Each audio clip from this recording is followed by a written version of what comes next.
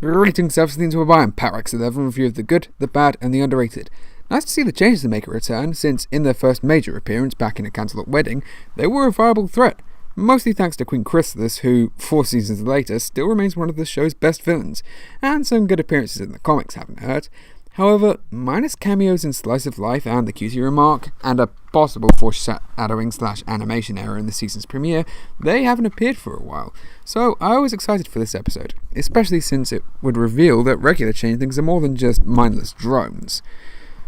I'm a sucker for that kind of story, considering I love Star Wars The Clone Wars, which instantly gave depth to the Clone Troopers, and Finn immediately became one of my favourite Star Wars characters after I watched The Force Awakens. Will this episode be a fascinating reveal, or about as insightful as... And just like that, my friend was gone. Because of his cutie mark! Ugh. Let's find out, as we take a look at The Times They Are a Changeling. This episode starts with Twilight and Starlight going to the Crystal Empire. So we're gonna get more characterization for Sunburst and Flurry Heart? Nope. Oh well. Can we get some more for Cadence and Shining Armor, at least? I can dream. Are you serious? Why are you dressed like that? Guys, you're blowing my cover. How'd you even know it was me? Because you're you. Take notes, Ninja Turtles. But I can relate to Spike having to avoid adoring fans mobbing him in the streets. Stop snickering!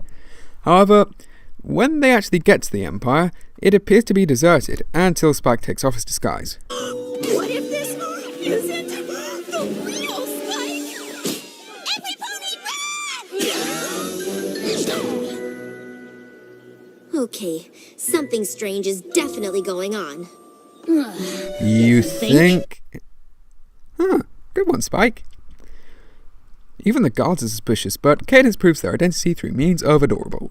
Sunburst, of course, explains a changeling is on the loose to possibly feed off all the love Flurry Heart has inspired, and I think I just contracted diabetes thanks to her cuteness.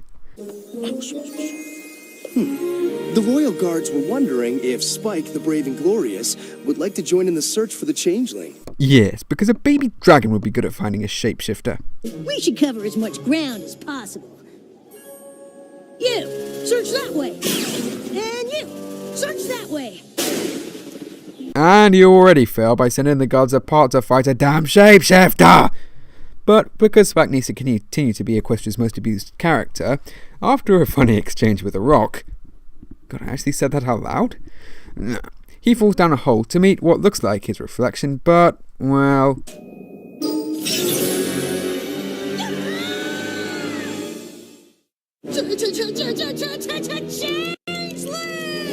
Turn, face the strange.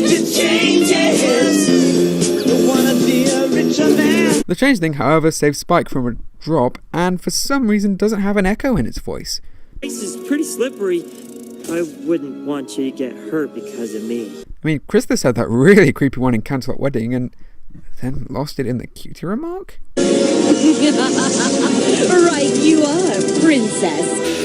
What a lovely village you've chosen to stage your little resistance. It's a conspiracy, all relating to the evil Illuminati reptiloid shapeshifters infiltrating governments and wanting to put Donald Trump as president and...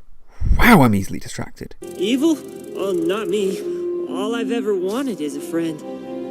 Oh, baby changelings are actually pretty cute. No, Dick, no, they're not. Ugh. But this changeling apparently ran away after the love bubble thing in Candlelit Wedding and is starving because no one wants to be his friend. I'm Thorax. Wait, your name's Thorax? Isn't that kind of like calling a human being waist or belly? Maybe I could call you Pat, since that's a great fanfiction and... Oh, wait, that's my name. Thorax it is. Not having to fight the Changeling at all, because I made friends with him. Could you imagine friends with a changeling? Well, I suppose there's only room for one expanded characterization on one kind of mindless drone. But I don't think it's funny. The Changeling Queen Chrysalis kidnapped Cadence and cast a spell on me. There's no such thing as a nice changeling. That's crazy! Yes, because if I've learned anything, it's that one individual represents accurately an entire race, just like how ISIS represents all Muslims. But I do kind of see Shining's point. Not only because he was brainwashed, but while Thorax seems genuine, changelings are basically creatures who achieve their goals using manipulation and deception, even if Shiny's being used as a straw man here, only to be proven wrong later.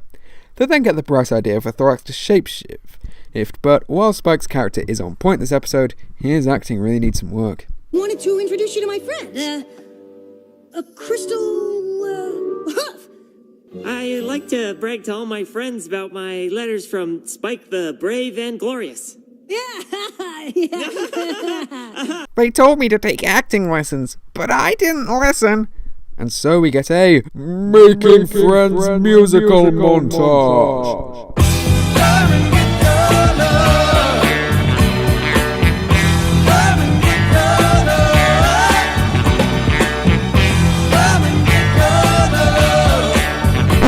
It? Fun while it lasted. However, the power of Flurry Heart's cuteness affects Thorax, causing him to change back, but Spike defends him and... Changeling replaced your friend to get close to the baby. What other explanation could there be? I don't know. Sweet Celestia! Not cool, Spike. Not cool. I get he's in a room full of ponies who are basically out for Thorax's hide, but seriously, he was your friend. Well, at least he realised his mistake immediately afterwards. Thorax is understandably pissed, though. Leave me alone! Long live the king. Oh, Celestia, I just got over that. I can't take more 30 people. Oh, thank you, Thorax. This is getting a little out of hand. Trying to explain that to someone who got replaced by a changeling probably isn't the best strategy. Spike then comes in and stands up for Thorax. Get away from that thing! No, he's not a thing. His name is Thorax, and he's my friend. Oh no, not a song. Please. Would you say I'm a hero, glorious and brave? If I told you something you wouldn't believe. Oh, this isn't terrible. I only give that reaction because the only previous songs Spike got were the Failure song, which he was pretty bad in, and the Clownsdale Cringe anthem. But this song isn't half bad. While Kathy Westluck isn't the best singer, her voice is incredibly expressive, and the visuals match the lyrics excellently, with some kind of predictable analogies that still ring true, but Strawman armor appears unshamed. I'm so proud of you. You are? Of course. You're a celebrity here in the Crystal Empire, and you just risked all of it for a friend. Today, it was Spike who taught me that a new friend can come from anywhere. Well, good you realise that, especially considering you learned that lesson in Bridal Gossip, but I'm just going to assume you want to forget that episode as much as I do. I would like to extend my hoof in friendship, and I'm sure all of my subjects are eager to do the same. Whoa, we just go where the rules orders because we lost the ability of 3 thought a while ago. Plus, Cadence and Shining, in my opinion, came round to Spike's side way too quickly. You could get a lot of good conflict and scenes from this, but that 20-minute timers are ticking. And so the episode ends with Thorax yearning to learn more about friendship and maybe eventually teaching it to the other changelings.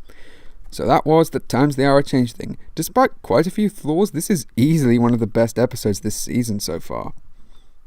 Prejudice is a very touchy topic and is a big issue these days, and overall I felt this episode handled it very well. A billion times better than Bridal Gossip, but considering Zootropolis came out earlier this year and basically covered the same topic perfectly, I feel there's going to be a lot of comparison, and of course it handled it maturely and unbelievably well, dedicating most of its time to it, which gets into the main problem of this episode.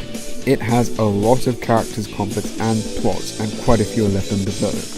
Shining Armor's Prejudice, while understandable, didn't get nearly enough screen time, and if anyone hasn't seen Cantaloupe Wedding, I get the feeling he'll just come off as a complete dick. Plus, Cadence and especially Flurry Heart and Sunburst are just kind of there throughout the episode. With the latter two I was especially looking forward to seeing more of them, but it looks like they're going to be added to the ever-growing pile of characters that in theory could be interesting but don't get the screen time they deserve. But with all that said, there are still loads of good points, in particular, Spike.